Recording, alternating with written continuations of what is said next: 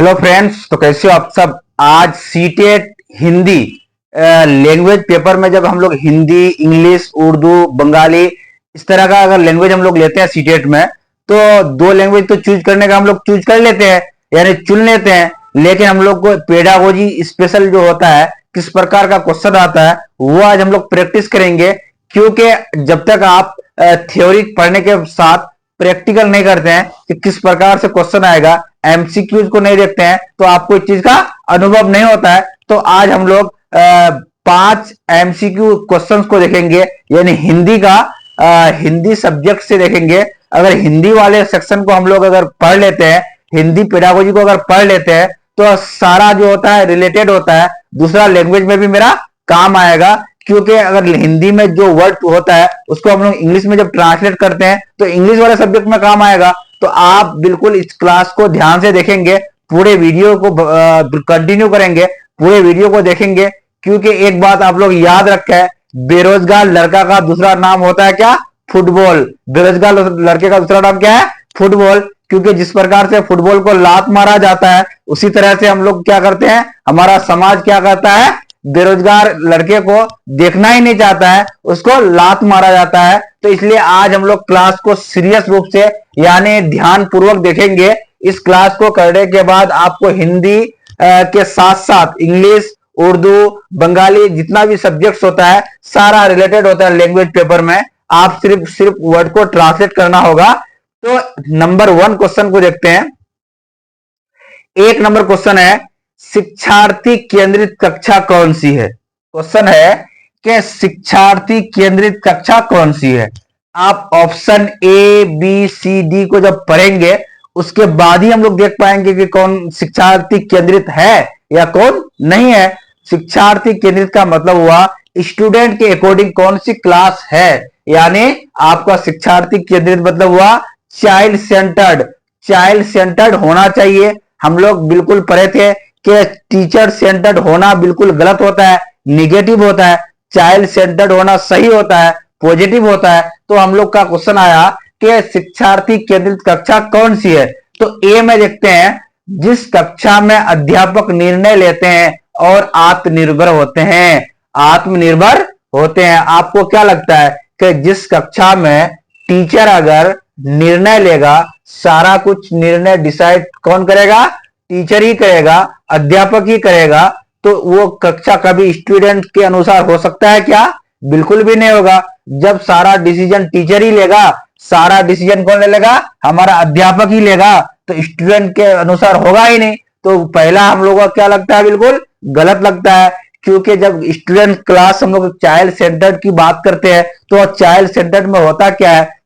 शिक्षार्थी केंद्रित शिक्षा होती क्या है कि जिसमें विद्यार्थी के अनुसार, विद्यार्थी के अनुकूल हम लोग माहौल प्रोवाइड कराते हैं। उसको हम लोग विद्यार्थी जिस तरह से सीखना चाहता है उसी अनुसार हम लोग जब सिखाते हैं तो उसी को क्या बोलते हैं? हम लोग चाइल्ड सेंटर्ड बोलते हैं। तो जिस कक्षा में अगर अध्यापक ही सारा डिसाइड करेगा, सारा निर्णय लेगा कि क्या पढ़ाना है क्या नहीं पढ़ाना है, तो होगा क्या कि वो शिक्षार्थी केंद्रित हो नहीं सकता है। तो ये ऑप्शन मेरा कट गया। दूसरा ऑप्शन को देखते हैं, जिसमें अधिगम, अधिगम को हम लोग क्या बोलते हैं? इंग्लिश में लर्निंग बोलते हैं। यानी कोई चीज जब सीखते हैं तो उसको हम लोग क्या बोलते हैं?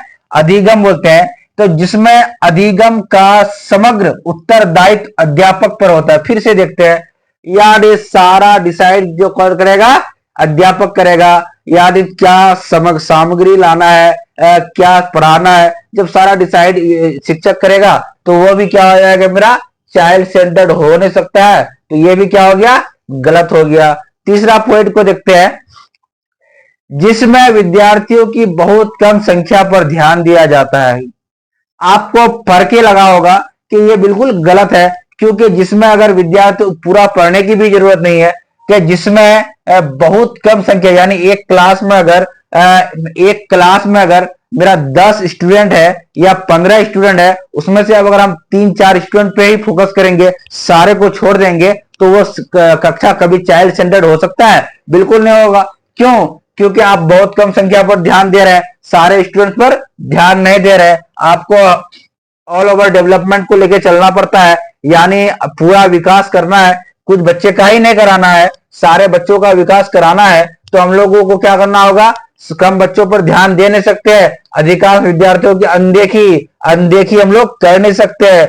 क्यों भाई, क्योंकि किसी का भी हम लोग अनदेखी नहीं कर सकते हैं। तो तीसरा ऑप्शन जब हम लोग पढ़े, तो जिसमें विद्यार्थियों की बहुत कम संख्या पर ध्यान दिया जाता है और अधिकांश विद्यार्थियों की अनदेखी की जाती है, तो कितना गलत है। तो हम लोग बिल्कुल भी अनदेखी नहीं कर सकते हैं, कम संख्या पर ध्यान भी नहीं दे सकते हैं, तो ये भी मेरा गलत हो गया। अब बचा ए बी सी डी मेरा कैंसिल, बचा कौन, डी। अगर नहीं भी पढ़ते हैं तो डी तो मेरा सही होगा भाई। अब डी को एक बार पढ़ के भी देख लेते हैं कि जिसमें विद्यार्थियों के पूर्व ज्ञान यानी पास्ट का जो नॉलेज है स्टूडेंट का, पहले का जो नॉलेज है, पहले की जो ज्ञान है और अनुभव है, यानी टाइम के साथ एक्सपीरियंस होता है। तो हम लोग को देखते हैं कि जिसमें विद्यार्थियों के पूर्व ज्ञान, पहले के ज्ञान और अनुभव एक्सपीरियंस को शामिल किया जाता है। अब याद रखेंगे कि उस तरह का ऑप्शन मेरा सही होता है जिसमें विद्यार्थियों को वरीयता यानी उसको हम लोग इंपॉर्टेंस देते हैं, विद्यार्थियों को महत्व देते हैं, शिक्षार्थियों को महत्व देते हैं, उसका हम लोग रिस्पेक्ट करते हैं, तो वैसा ऑप्शन मेरा सही होता है। तो याद रखेंगे कि विद्यार्थियों के पूर्व ज्ञान यानी घर से जो सीख के आया है उसको हम लोग महत्व देंगे, अनुभवों को मानेंगे, उसके एक्सपीरियंस को जानेंगे, उसके अनुभवों को महत्व देंगे। तो हम लोग एक ऑप्शन के माध्यम से जब पढ़े, तो जिसमें विद्यार्थियों के पूर्व ज्ञान और अनुभवों को शामिल किया जाता है, तो सेकेंड क्वेश्चन को देखेंगे इसके बाद के पहला क्वेश्चन तो हम लोग आसानी से सीख गए, लेकिन दूसरे क्वेश्चन में आते हैं कि निम्नलिखित में से कौन सा भाषा अधिगम के संबंध में सही है, यानी भाषा सीखने के संबंध में, लर्निंग में, लैंग्वेज लर्निंग में कौन सा सही है। Option A B C D आपके सामने है। आप ए बी सी डी को जब पढ़ते हैं तो आप खुद से निगेटिव और पॉजिटिव टैग वर्ड्स को जब दिमाग में रखते हैं कि निगेटिव टैग वर्ड्स और पॉजिटिव टैग वर्ड्स क्या पढ़े थे, सरफराज सर क्या बताए थे, तो आपको आसानी से ये भी हल हो जाएगा। तो ऑप्शन ए को पढ़ते हैं, भाषा अधिगम केवल, बताइए आप, केवल वर्ड जहां भी हम लोग देखते थे केवल वर्ड निगेटिव था कि पॉजिटिव था भाई, केवल वर्ड, केवल जो था ये क्या था हम लोग का, याद रखेंगे ये माइनस में जाएगा यानी निगेटिव वर्ड है। तो ऑप्शन ए मेरा सही हो नहीं सकता है। और यहां दूसरा हम लोग क्या देखते हैं, ही देखते हैं, यानी हम लोग बताए थे कि केवल सिर्फ मात्र ही जो होता है ये कौन सा होता है, निगेटिव होता है। तो निगेटिव वाला ऑप्शन मेरा कभी सही होगा क्या, नहीं हो सकता है, यानी मेरा ऑप्शन ए क्या हो गया, गलत हो गया। एक बार पढ़ लेते हैं पूरा को, भाषा अधिगम केवल भाषा की पाठ्य पुस्तकों को पढ़ने से ही होता है, ये तो बिल्कुल गलत है। क्योंकि अगर भाषा जो बच्चा सीखेगा, यानी आपको अगर अंग्रेजी सीखना है, आपको अगर इंग्लिश सीखनी है, तो आप क्या करेंगे कि आप सिर्फ और सिर्फ इंग्लिश के बुक को, इंग्लिश के किताब को पढ़ के सीख सकते हैं क्या, बिल्कुल फिक्स नहीं कर सकते हैं। उसी को पढ़ के आप नहीं सीखेंगे, आप उस तरह का परिवेश में जाएंगे, उस तरह के माहौल में जाएंगे जहां के लोग अंग्रेजी बोलते हैं। आप एक एग्जाम्पल के थ्रू समझ सकते हैं, हम लोग जैसे जहां पे पैदा होते हैं वहां जो भाषा हम लोग बोला जाता है जिस समाज में, वो हम लोग ऑटोमेटिक सीखते हैं। उसी प्रकार से आप इंग्लैंड चले जाएंगे तो वो जो बच्चा जन्म होता है तो वहां उसको इंग्लिश सिखाया नहीं जाता है, वो खुद से सीखता है। तो वही बात होती है क्या, कि सिर्फ और सिर्फ पाठ पुस्तक पढ़ के कोई भी आदमी भाषा नहीं सीख सकता है, जो सच्चाई है। अब दूसरा ऑप्शन को देखते हैं हम लोग, क्या है कि भाषा अधिगम की गति मुद्रित यानी छपा हुआ एवं लिखित समृद्ध परिवेश में बढ़ जाती है। वह यानी लैंग्वेज लर्निंग, भाषा अधिगम का स्पीड जो होता है, गति जो होता है, जो मुद्रित होता है, यानी कोई चीज जब छपा हुआ होता है और लिखा हुआ भी होता है और समृद्ध परिवेश में बढ़ता है कि नहीं बढ़ता है। अब समृद्ध परिवेश का मतलब हुआ हम लोग का पॉजिटिव इन्वायरमेंट, यानी खुशहाल जिसको बोलते हैं हम लोग, उस तरह का परिवेश मिलेगा। और छपा हुआ और लिखा हुआ कोई भी चीज कहीं देखेगा बच्चा तो वो क्या होगा कि आसानी से सीखेगा। तो ये ऑप्शन तो मेरा सही लगता है, लेकिन सीटेट में हम लोग को याद रखेंगे चारों ऑप्शन को पढ़ना जरूरी है, क्योंकि उससे ज्यादा कोई अगर ऑप्शन अच्छा है तो उसको टिक करेंगे। लेकिन ये आगे बढ़ते हैं, सी में है कि विज्ञान एवं गणित यानी साइंस एंड मैथ यानी विज्ञान और गणित सीखने के लिए भाषा अधिगम यानी लैंग्वेज लर्निंग की आवश्यकता नहीं होती है? आप ये बताइए, जब आपको भाषा ही नहीं आएगा, आप भाषा को समझ ही नहीं पाएंगे, तो मैथ हो या साइंस हो या हिंदी हो या उर्दू हो, कुछ भी हो, तो आप उसको हल नहीं कर सकते हैं, उसको सोल्व नहीं कर सकते हैं। किसी भी मैथ का क्या परिभाषा लिखा हुआ है, उसको अगर नहीं जानते हैं, तो आप बताइए कि कैसे कर सकेंगे? कर सकेंगे का कि याद रखेंगे? बिल्कुल एक बार ध्यान से पढ़ेंगे, क्योंकि मैं बता चुका कि बेरोजगार लड़के का हाल वो है, बेरोजगार लड़के का हाल वैसा होता है जैसा फुटबॉल का हाल होता है। सब तो अपनी लात मारेगा ही, लेकिन समाज में आपको कोई भी इज्जत नहीं मिलेगा। और कहावत भी सुने हैं कि आप क्या करते हैं, आप क्या करते हैं, ये जो सवाल पूछा जाता है, तो असल में वो सवाल इसलिए पूछा जाता है कि आपको कितनी इज्जत देनी है। तो याद रखेंगे, बढ़िया से अगर हम लोग पढ़ते हैं, एग्जाम क्वालिफाई जब कर जाएंगे, तो सब इज्जत करेगा। तो विज्ञान तथा गणित में गणित सीखने के लिए भाषा अधिगम की आवश्यकता नहीं होती है। तो ये भी मेरा क्या हो गया? निगेटिव हो गया। जब तक हम लोग लैंग्वेज को नहीं जानेंगे, तब तक हम लोग सीख नहीं सकते हैं। चौथा डी में है, भाषा अधिगम अचेतन है। अरे भाई, ये तो हो ही नहीं सकता है, अचेतन नहीं, हम लोग अचेतन होगा। तो याद रखेंगे, ये भी मेरा गलत हो जाएगा। तो याद हो जाएगा हमको कि यानी भाषा अधिगम की गति जो स्पीड जो है, मुद्रित यानी छपा हुआ एवं लिखित समृद्ध परिवेश में बढ़ती है। एक सही बात है। अब क्वेश्चन नंबर थर्ड को देखते हैं। ये फैक्ट क्वेश्चन है, इसको याद कर लेना है। संविधान की 8वीं अनुसूची में शामिल है। कौन सी भाषा 8वीं अनुसूची में शामिल है? इसको आपको याद रखना है। यानी अवधी शामिल नहीं है, नागपुरी शामिल नहीं है, यानी बोडो शामिल है। ये याद रखेंगे आप, बोडो शामिल है, और ये राजस्थानी भी शामिल नहीं है। यानी आप फैक्ट को याद रख लेंगे कि कौन सी भाषा शामिल है, कौन सी भाषा शामिल नहीं है। जी, तो फोर्थ क्वेश्चन को देखते हैं कि भाषा के साथ संलग्नता से क्या आशय है, यानी संलग्नता का क्या मीनिंग है। इस चार ऑप्शंस को पढ़ने के बाद पता चलेगा। यानी शिक्षार्थी किसको बोलते हैं? स्टूडेंट को बोलते हैं। शिक्षा जो ग्रहण करता है, हम लोग उसको क्या बोलेंगे?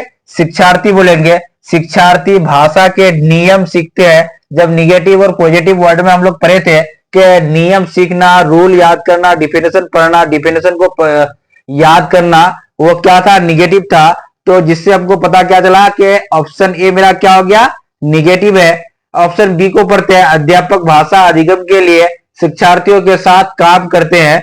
यानी भाषा अधिगम के लिए, लैंग्वेज लर्निंग के लिए शिक्षार्थियों स्टूडेंट्स के साथ काम करते हैं। ये तो किसी हद तक ठीक लगता है, लेकिन सीटीएट में हम लोग चारों ऑप्शंस को पढ़ेंगे, उसमें जो ज्यादा अच्छा होगा उसको ही हम लोग महत्व देंगे, उसी को वरीयता देना होता है। अगला ऑप्शन है, शिक्षार्थी शब्दों और वाक्यों का अर्थ समझे बगैर उन्हें डिकोड करते हैं। आप याद रखेंगे कि हम लोगों को सबसे पहला क्या होना चाहिए? किसी भी शब्द का या किसी भी वाक्य का मीनिंग यानी अर्थ उसका हमको आना चाहिए। बिना अर्थ जाने उसको हल नहीं कर सकते हैं। तो इसलिए मेरा क्या हो गया? सी ऑप्शन भी निगेटिव है। सी और ए तो मेरा क्या हो गया? निगेटिव हो गया। जब डी को पढ़ते हैं, विद्यार्थी विभिन्न संदर्भों में या विभिन्न उद्देश्यों के लिए भाषा का प्रयोग करते हैं और सीखते हैं। हम लोग जब पॉजिटिव और निगेटिव वर्ड पढ़े थे, तो विभिन्न यानी डिफरेंट वे में, डिफरेंट तरीके से किसी भी लैंग्वेज को हम लोग पढ़ते थे, अलग अलग उद्देश्यों के लिए, अलग अलग कार्यों के लिए। तो शिक्षार्थी जब विभिन्न उद्देश्यों यानी विभिन्न कार्यों के लिए भाषा का प्रयोग सीखेंगे और उसका इस्तेमाल करने के लिए सीख जाएंगे, तो वो होगा क्या? मेरा पॉजिटिव होगा। इसलिए याद रखेंगे, बी से ज्यादा पॉजिटिव हो गया कौन? डी। यानी विभिन्न उद्देश्यों के लिए जहां भी आए आपको पॉजिटिव याद रखना है, जिसके कारण मेरा क्या हो जाएगा? ऑप्शन डी सही होगा। ऑप्शन बी को हम लोग क्या कर देंगे? क्रॉस कर देंगे। अब आगे क्वेश्चन नंबर 5 को देखते हैं। भाषा विकास के संबंध में कौन सा कथन सही नहीं है? याद रखेंगे, यहां कौन सा क्वेश्चन है? ये निगेटिव क्वेश्चन पूछ रहा है। भाषा विकास के संदर्भ में कौन सा कथन सही नहीं है? तो आपको इसमें से क्या निगेटिव को ही छांटना है, निगेटिव को ही निकालना है। 3 पॉजिटिव होगा और उसमें एक निगेटिव होगा। तो हम लोग चारों ऑप्शंस को पढ़ते हैं। भाषा विकास व्यक्ति निरपेक्ष है। बी में बड़ों का संपर्क भाषा विकास की गति को तीव्र कर देता है। ऑप्शन सी है, भाषा विकास व्यक्ति सापेक्ष है। ऑप्शन डी है प्रारंभिक भाषाई परिवेश की समृद्धता भाषाई विकास में सहायक होती है। Option A B C D में आप जल्दी से कमेंट करें कौन सा ऑप्शन आपको सही लग रहा है, यानी आंसर कौन सा होना चाहिए। आप याद रखेंगे निगेटिव क्वेश्चन है यानी नहीं है। 3 आपको यहाँ पॉजिटिव नजर आ रहा है, एक ही एक निगेटिव है। आप सापेक्ष और निरपेक्ष वर्ड को जब हम लोग पढ़े थे तो सापेक्ष तो था पॉजिटिव, लेकिन निरपेक्ष क्या था, निगेटिव। तो हम लोग को याद रखेंगे ये जब निगेटिव हो गया, ये क्वेश्चन जब मेरा निगेटिव है और आगे पढ़ने की जरूरत नहीं है, ऑप्शन ए मेरा क्या होगा, सही होगा। ये नहीं सोचेंगे कि निरपेक्ष लिखा हुआ है तो निगेटिव को आप कैसे आंसर सही कर दिए। लेकिन हम लोग क्वेश्चन को जब पढ़ते हैं, क्वेश्चन मेरा निगेटिव पूछा है तो निगेटिव में ही आंसर करना होगा। आप देखिए भाषा विकास के लिए, लैंग्वेज डेवलपमेंट के लिए आप जितने बड़े लोगों से संपर्क में रहेंगे, उसके कांटेक्ट में रहेंगे, उसके साथ बात करेंगे तो आपका जो स्पीड है, आपके जो भाषा सीखने की गति है वो तीव्र होगा, तेज होगा। दूसरी बात है कि भाषा विकास व्यक्ति सापेक्ष होता है, सापेक्ष या निरपेक्ष जब नहीं होता तो सापेक्ष ही होगा।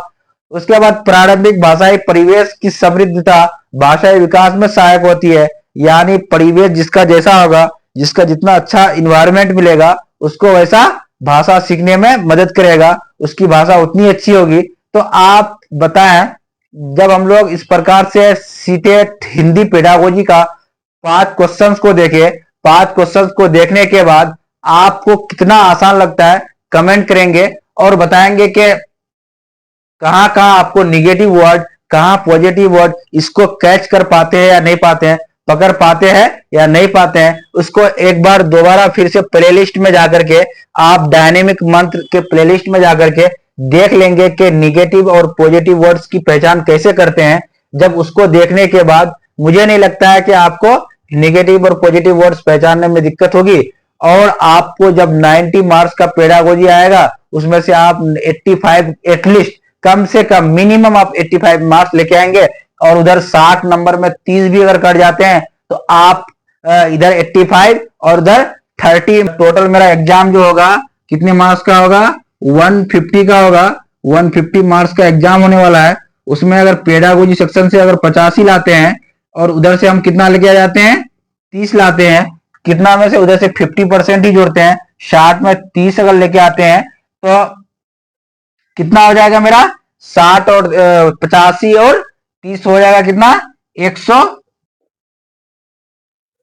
कि जब भी हिंदी लैंग्वेज की बात करें, उर्दू की बात करें या इंग्लिश की बात करें तो आपको 15 मार्क्स का पेडागोजी आएगा। 15 मार्क्स जो कंटेंट से आएगा यानी गद्यांश और काव्यांश आएगा, उसको जब आप देख करके हल करेंगे, यानी गद्यांश को पढ़ेंगे उसमें से जो क्वेश्चन दिया रहेगा उसको हल करना है, यानी बहुत ही इजी होता है। और जब 15 मार्क्स का पेडागोजी आप सही से करते हैं तो हिंदी में आपको 30 मार्क्स में आपको 29 यानी 29 मार्क्स आसानी से आएगा। यानी जो उसमें ग्रामर जो होता है बिल्कुल बेसिक ग्रामर होता है और बहुत ही आसान होता है। तो आप कमेंट करें, लाइक करें और सब्सक्राइब करें